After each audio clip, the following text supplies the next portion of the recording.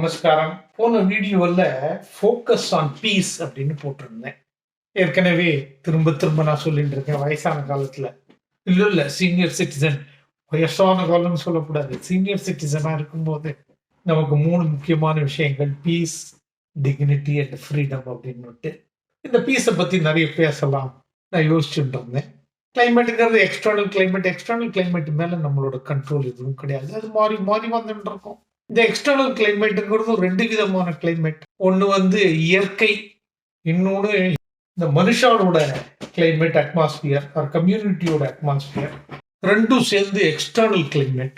நான் இப்போ morning walking போகும்போது பக்கத்தில் ஒரு பெரிய லேக் இருக்கு, மரச்செடி கொடி நிறைய இருக்கு. அப்படி நடந்து அப்படியே காதில் ஏதாவது அருமையான பாடல்களை கேட்டுட்டு போகும்போது, மியூசிக்கை கேட்டுட்டு போகும்போது, அந்த எக்ஸ்டர்னல் கிளைமேட் நம்ம இன்டர்னல் கிளைமேட்டையும் ரொம்ப அழகாக ஆக்குறது அப்படிங்கிறது உண்மைதான்.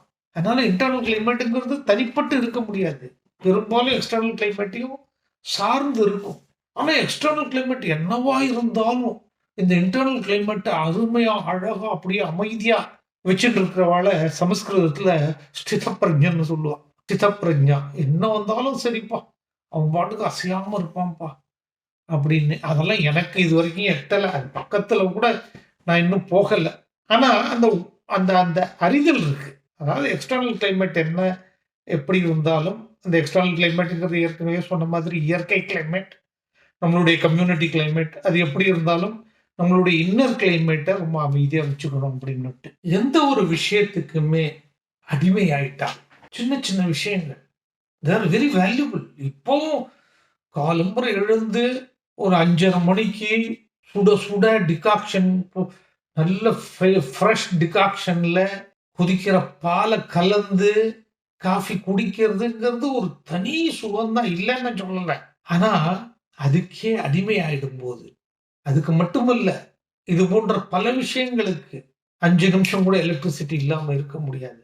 அதுவும் நான் குஜராத்ல இருந்தவன். குஜராத்ல அகமதாபாத்ல 0 பவர் கட்டுங்கிறது கிடையவே கிடையாது. ஆனா இங்க கிராமத்துல வந்து அடிக்கடி பவர் கட்.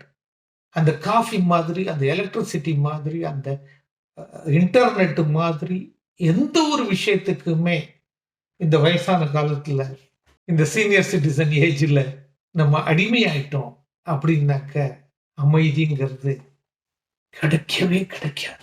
அந்த அடிமைத்தனம்ங்கிறது ஒரு ஐடியாக்காக இருக்கலாம், ஒரு ஃபீலிங்காக இருக்கலாம், ஒரு ஒரு பற்றுதல், ஒரு தாட்ல இருக்கலாம், ஒரு ரிச்சுவல்ல இருக்கலாம், ஒரு ஐடியாலஜியில இருக்கலாம், எதுல வேணாலும் இருக்கலாம். அந்த பற்றுதல், இதுக்குதான் பற்றறுப்பதில் பற்றுகொள் அப்படின்னு சொன்னா.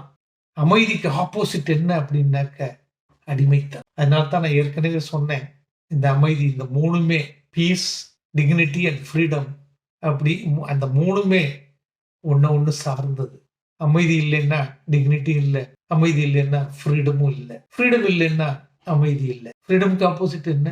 அடிமைத்தனம். எந்த ஒரு விஷயத்துக்கும், எந்த ஒரு பழக்க வழக்கத்துக்கும், எந்த ஒரு கோட்பாடுக்கும், எந்த ஒரு ரிச்சுவலுக்கும் நம்ம அடிமை ஆயிட்டோம்னாக்க அமைதிங்கிறது கிடைக்கிறது ரொம்ப கஷ்டம். ஒரு ரிட்டையர்மெண்ட் ஹோம்ல சீனியர் சிட்டிசன்ஸ் எப்படி இந்த அமைதியை கெடுத்துக்கிறா, தேடி போய் கெடுத்துக்கிறா அப்படிங்கிறத வர வீடியோக்கள்ல பார்ப்போம்.